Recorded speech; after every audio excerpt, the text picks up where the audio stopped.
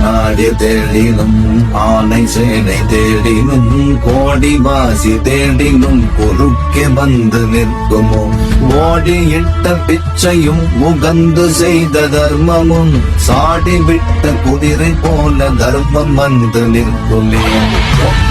சிவாய ஓம் நம சிவாய ஓம் நம சிவாய ஓம் நம சிவாய. சிவனே என் திரு மனமே என்றவர்கள் சித்தர்கள். அப்படிப்பட்ட சித்தர்களில் ஒருவர்தான் சிவவாக்கிய சித்தர். அவர் பாடிய பாடல்தான் இது. ஆடு மாடுகள் என்றும் யானை சேனைகள் என்றும் கோடிக்கணக்கான செல்வங்களை தேடி தேடி சேர்த்து வைத்திருந்தாலும் மரணம் வந்து யமன் நம்மை அழைத்து செல்லும் போது இவை யாவும் குறுக்கே வந்து நின்று மரணத்தை தடுக்க முடியுமா? முடியாது. இல்லாதவர்க்கும் இயலாதவர்க்கும் நீங்கள் ஓடி ஓடி செய்த உதவிகளும் மனம் உவந்து செய்த அன்னதானமும் தர்ம காரியங்களும் தான் ஆபத்து காலங்களில் சாட்டையால் அடித்த குதிரை போல் விரைவாக வந்து தலை காத்து நிற்கும்.